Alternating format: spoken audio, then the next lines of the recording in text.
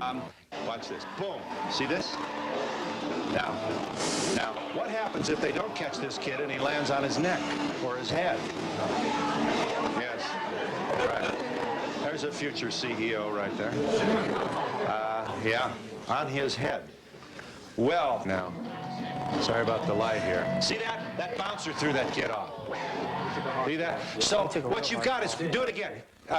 See, there's the slow-mo. Threw him right off. So, huh? The kid who wasn't even ready. Manson, Twiggy Ramirez, and Madonna Wayne Gacy. And you call yourselves, you're Marilyn Manson because? Because that's my name. Twiggy? Uh-huh. And Madonna Wayne Gacy? Yes.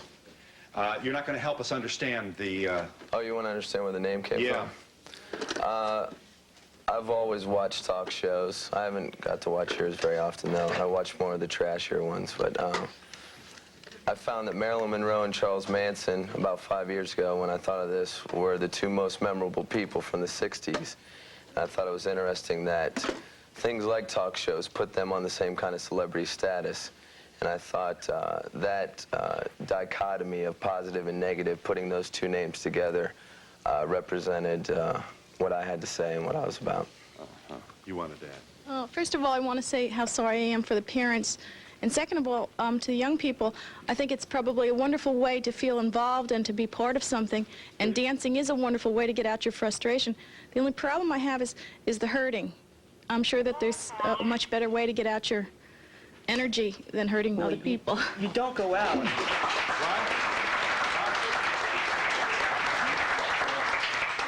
In response to that, you don't go out intentionally to hurt anybody. If somebody gets hurt in the process, then so be it. That's just comes with the territory. But you don't actually go into the pit and say, yeah, look at that guy. Maybe I'm going to go bust his nose. That's not how it works. That's not how it happens. Exactly. Yeah. It's random. It's not Exactly. directed at anybody. You're just getting out what's inside you. Right. Exactly. You're not aiming at anybody in particular. Yes. Mr. Manson, may I call you Mr. Manson? You sure? From Seconds magazine, you're quoted as saying, you have to take responsibility. You reap what you sow, and you have to clean up after yourself. I'm sick of people always trying to blame movies, bands, songs, or talk shows for whatever. Teen suicides, drug overdoses, everything else. If someone's stupid enough to kill themselves because of a song, then that's exactly what they deserve. They weren't contributing anything to society. It's one less effing idiot in the world. There's too many people. If more people killed themselves over music, it wouldn't disappoint me. It would disappoint me in that it's sad that people are that stupid. Exactly.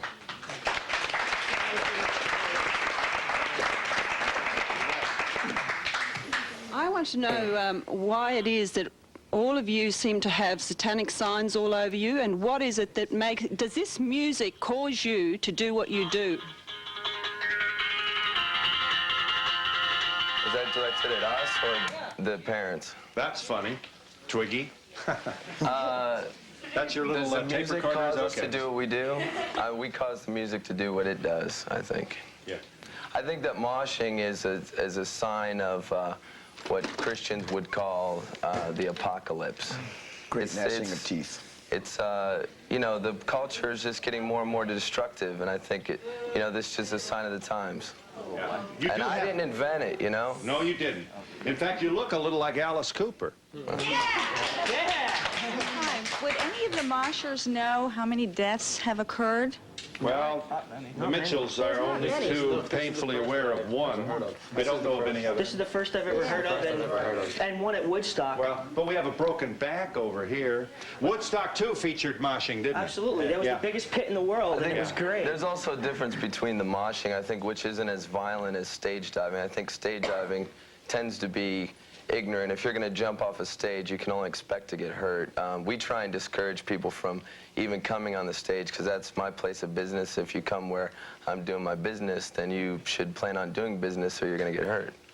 Well, doing business, in other words, if they come up on the stage... There's a lot of heavy instruments and things like that. If you're coming up there, you're going to get hurt. There's a good chance. You know, we try and discourage people from coming on the stage. Right, how do you do that? we make an announcement before the show. But if somebody comes up on the stage, they're likely to be Well, the met. bouncers shove them back out, and Well, that's so how they do end up you. getting hurt all the time. Well, Yeah, so- I do too. If they hit me, I'm going to hit them back. Right. Here you are with a bit of profanity with a stage crasher.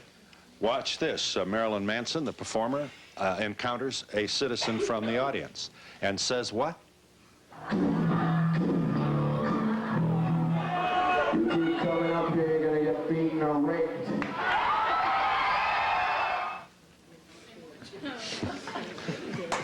That's funny.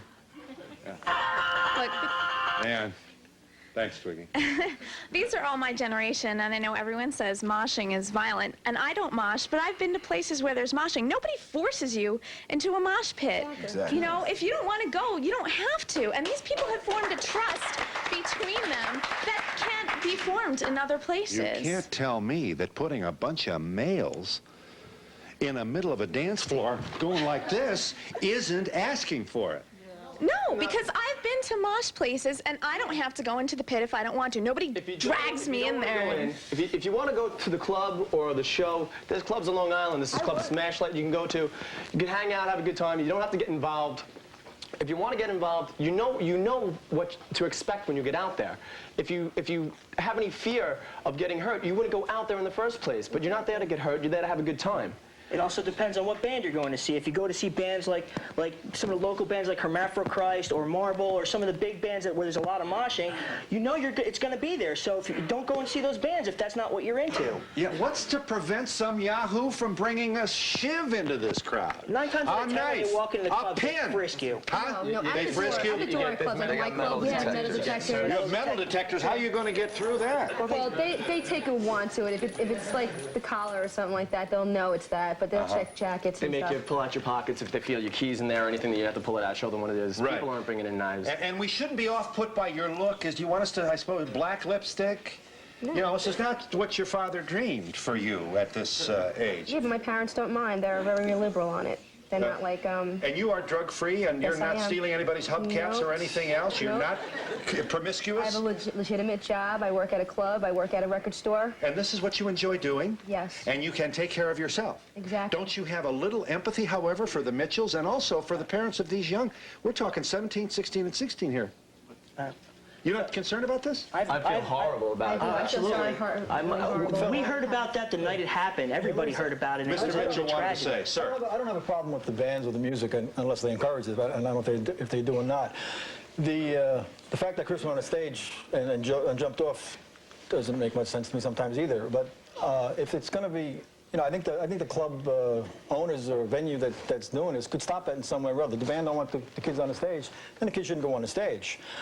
If you don't want them to get hurt, I don't think the bouncers should be throwing them back off. No, they shouldn't. You know, not in a violent way anyway.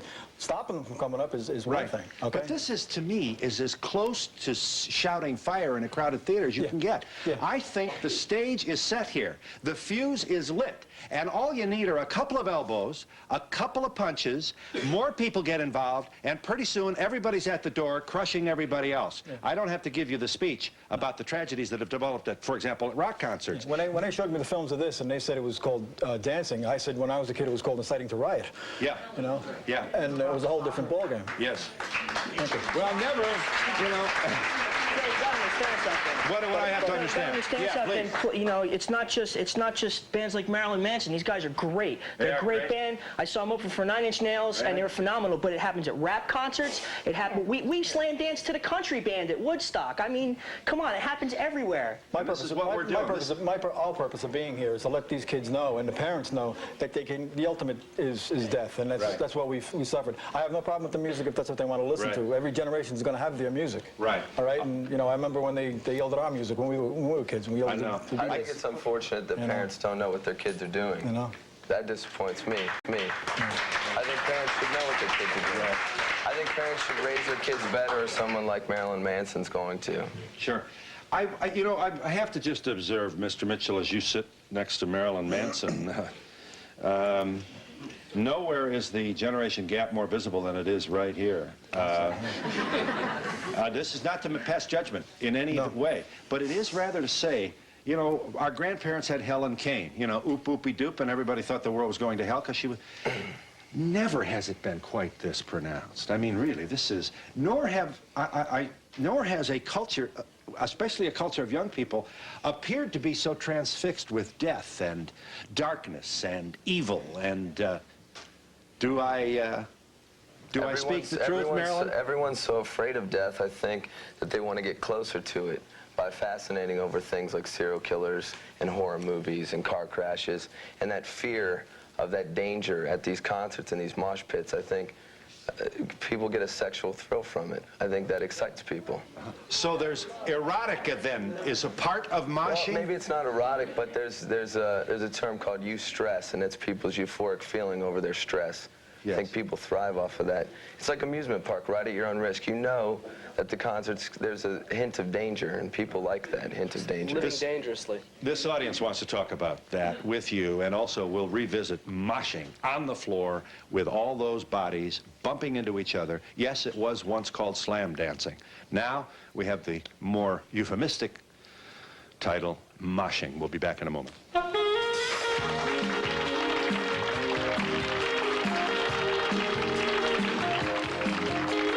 Coming to you.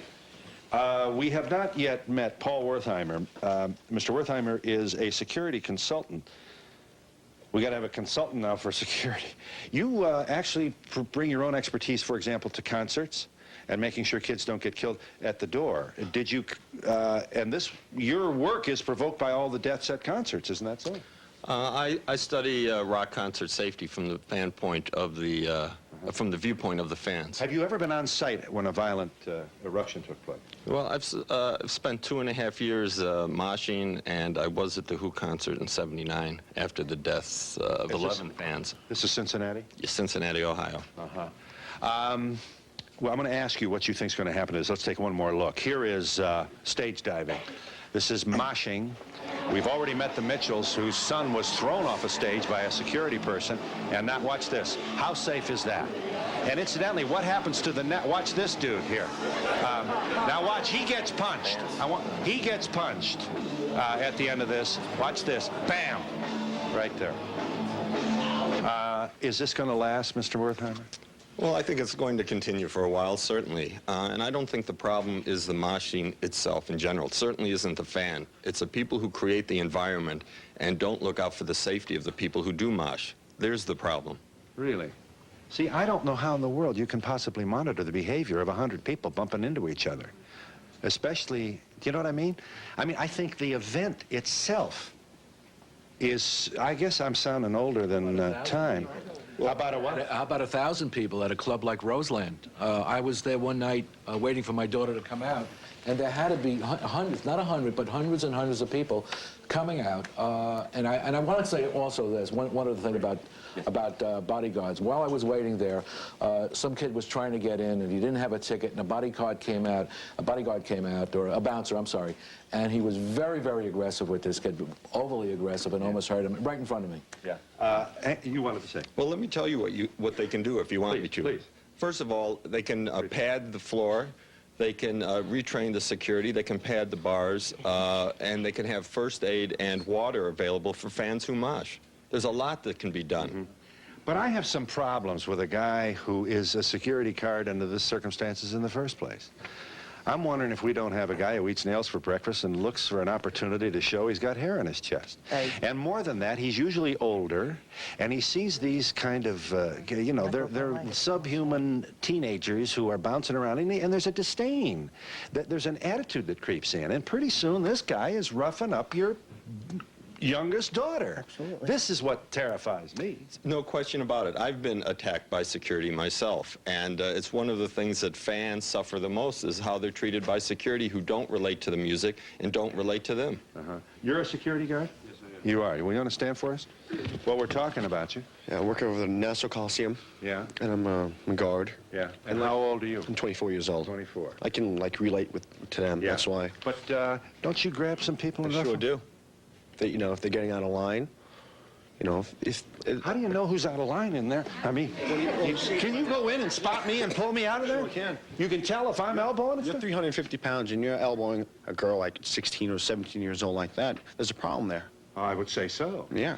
But the question is, should we have volunteers be the enforcement for the problem? I mean, what's the professional expertise here? And how do we know you're not armed or something's going to happen?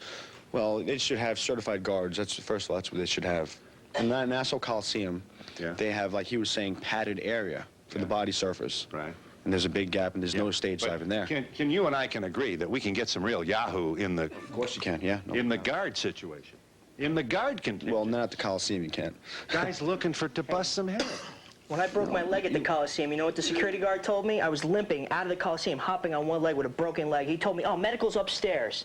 That's what he told me. Yeah. So don't tell me there's no Yahoo. Well, you're not going to get tender loving care at a place like this. We'll revisit the moshing, and this audience gets in when we come back in just a moment.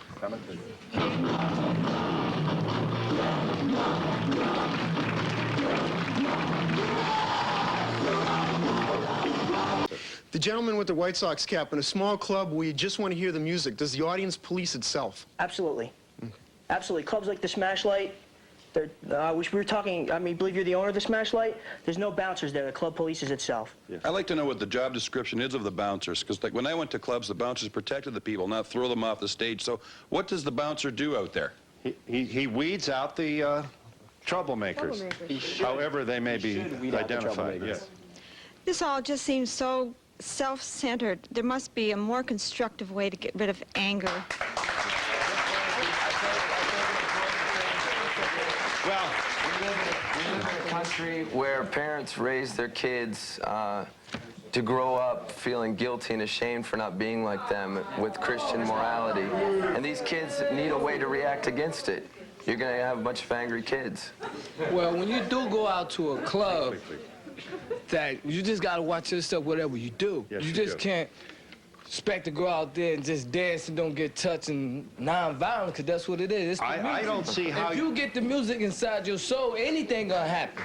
You don't play the music, you can't get it. It's the music. Music? Music is the environment. My sympathy to the parents. This seems like an awful pathological way for our younger generation to be acting. I'd be concerned about my daughter being in a club like this. Who knows what kind of perverts you have that are security and touching and feeling on the kids. Yeah. We have... Yes, you want to... Kids, have you got violence other places in your lives, or is this kind of a fantasy thing for you? Well, we've met the parents of... I have a bachelor's degree in psychology. I'm going on to graduate school. I have a great job. This is just, I love the music, and I love to do what I do. I went to a private Christian school. See how I turned out? Yeah. I just want to say, thank God my kids are grown, and I don't have to go through this. You own a club, do you? Yes. Well, we're talking about you. You wanted to say. Well, my heart goes out to the Mitchells, first of all. It's an inherently dangerous activity, but so is skiing, and I'm sure, I don't have the statistics, but I'm sure that there are more people killed skiing than there are moshing. The thing that makes this, I think, especially incendiary, is the potential for mass destruction. For all the weight of these bodies to conspire or come together in one place, you're not going to be able to breathe, you're not going to be able to move, the body cannot tolerate this kind of claustrophobic pressure, and we're going to see fights and also stampedes. I don't think it takes a rocket scientist to predict it. I think you've been showing a lot more of the negative side. These people... Housewives see that. This young man wanted to say, we'll give you a chance. These people, they enjoy what they do, they let out their aggressions, and my strategy, I think that the bouncers do get in the way. I have a lot of faith in the scene, and I allow them to do what they want to do, and we really don't have any problems. What about insurance? I mean, if somebody gets clobbered, or if there's a... As far as, you see the way, he broke his back and he broke his leg, they are almost proud of that, and Yeah, but not everybody's going to... I would be more worried about two girls getting into a bar brawl on another night that I have, as far as liability is concerned. But there is liability. You are at risk here with this kind of... You're right. You own the property in which this activity takes place. Right. And how many F. Lee Baileys out there, Johnny Cochrans, would love to have an opportunity to sue? I mean, they go crazy with this. Is the mother going to buy the tickets still for the next concert, now that she knows everything that goes on? Mom? Not all. She'll buy them herself. No. She'll have to buy them herself. I won't buy them for her. It's not likely you're going to discontinue this activity. You're 17. You wanted to say. Yeah, I mean, I don't know why people always look for the downside of like all these events. You know, they always look for like people getting hurt and everything. They don't realize like how good kids feel. Like they just get such an adrenaline rush. You you feel like you're on top of the world. It's better than doing coke. Or drugs. My point, you can have a good time. But my point of being here is you can get killed. And I don't know what to, I don't know what to be stopped. in the street, too. You know, sure you can, but this is just another way. There's a risk in it. My mom is very supportive. I mean, she knows everything that I do, and she says, you know, just be careful. Your folks know where, your mother knows where you are, and you don't come home later. I tell her everything that goes on. She just, you know, she's worried about, you know, like any parent would be like worried, but, you know, she doesn't care. And we'll be back in just a moment.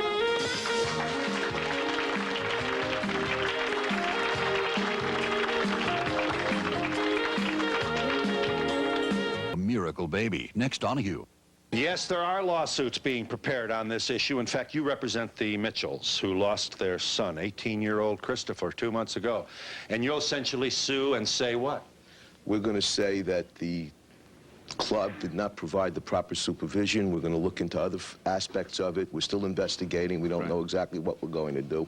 Well, let me just say that we have time only to say the club owners ought to be on guard now. We've got the attorneys involved in it. Thank you for making that point for us, and join me in thanking these and the Mitchells for trying to save other people. And promotional fees paid by the following.